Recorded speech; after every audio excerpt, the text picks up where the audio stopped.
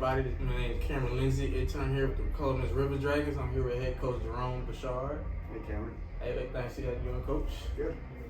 All right, first I would like to ask you, what is it like being the head coach of the Columbus River Dragons? You know what? It's enjoyable, stressful, up and down, and I love it.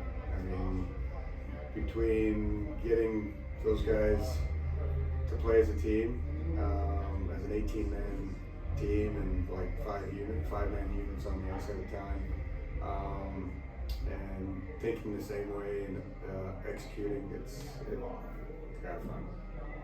Plus, you got a legacy here, don't you? Well, I've been fortunate enough to be here for 25 years now, I guess. So, you know, not all of them as a coach, but I think 15 or 16 as a coach. So, learned a lot. I mean, as a coach, do I know everything? Absolutely not. But to be honest with you, I think a coach's job really, yes, we have systems and X and O's and all that stuff, but really my job is to be able to motivate, and I'm more of a psychologist than a coach, and I have to figure out who those guys are and, you know, who needs what to perform and get what I need out of them, if that makes sense. Yeah, it does. So what made you want to be the head coach of the River Dragons? You know what? I mean, throughout my career, I guess, you know, growing up, background, played junior hockey in Moose Jaw, Saskatchewan. Was lucky enough to be drafted by the Hartford Whalers in the 6th round. Went to 3 NHL camps. Fortunate enough to sign an American League deal, which is kind of AAA with the LA Kings. And you know what? Through that experience and knowing, and then basically played my whole career at kind of the AA level. I kind of knew I would never make it to the NHL, and you know what? I think as a coach, I can have an impact on these guys' lives. Not just as hockey, but I mean, I think it's more important, and what's more gratifying to me is to give them an experience to what it is to be a professional. Because I was fortunate. And either way, you still played, like you still got invited to camps and stuff like that. Yeah, I was fortunate to be there and experience what it is to be in the NHL. And most people don't even get that opportunity. Right. So if I can pass along, you know, the professionalism and what it takes, you know, to show up here, and you know what, athletes, we don't live in the real world. I mean, we really don't. Like you come to work for an hour and a half a day. I know there's more time that a player has to put into being prepared, going to the gym, and you know, a couple hours of gym a day, practice, and this and that. So yes, there is more time into it, but at the same time, you know, we come to the rink, practice for an hour and a half a day. You know, you play a 2-hour game, this and that. And when you play games, it's a little different. But at the same time, whatever they learn in that locker room and with us, it relates to the real world. You know, you're not going to play hockey for the rest of your life. So I think a lot of athletes have a tough time transitioning from, I play pro, and whatever, it's minor pro, NHL, whatever. I think a lot of people have, a lot of athletes have trouble transitioning, you know, what's my next step in life. And, you know, your next step in life might be the person you met out in the parking lot. You know, it could be the most important person you ever met in your life. It might be the CEO of Aflac that lives in Columbus, and you stopped and talked to his daughter or granddaughter and this and that, and you might have met the biggest contact in your life. Very true. And after tonight's home opener, what did you see from your team that you liked, and what did you see that you didn't like? You know what? I mean, we work hard. I think the positives is our work ethic. Obviously, we scored 6 goals. I love our physicality. hitting, and not so much fighting, but you know, if you play a certain way, that's going to happen. And I love that.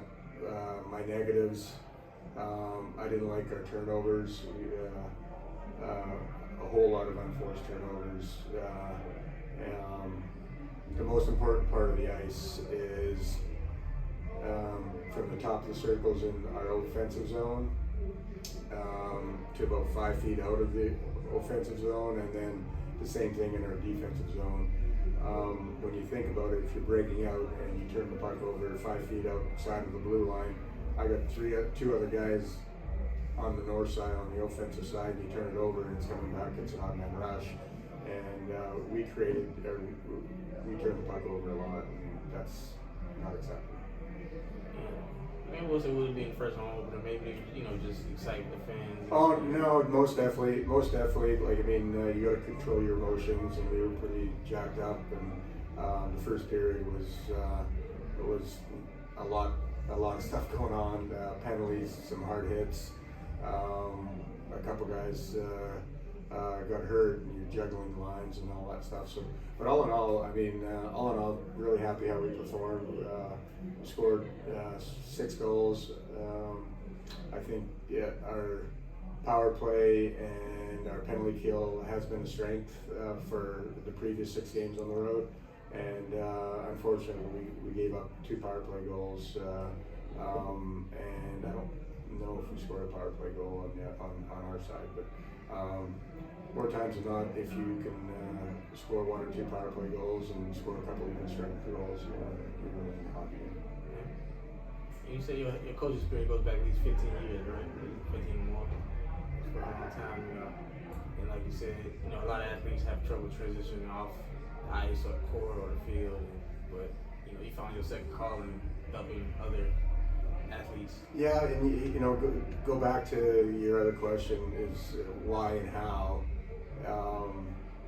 You know, my playing career, I was always the captain. I was kind of a leader, and it just was an easy transition, I think. I mean, and my playing style was more of the meat and potatoes, kind of a grinder, high energy guy out there.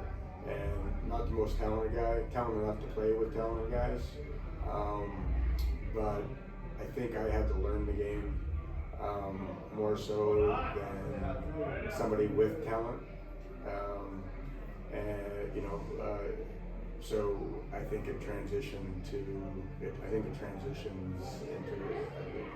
good coaching, and then really as a coach. I have a tough time asking my players to do something that I wouldn't do.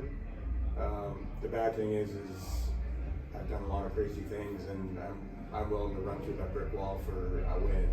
So, you know, some coaches that are, you know, gifted as a hockey player or as an athlete,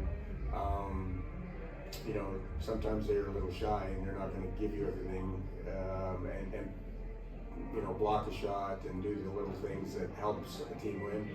So I think that kind of goes, as a coach, that kind of goes back to me trying to get those guys to play for me and give me everything they got.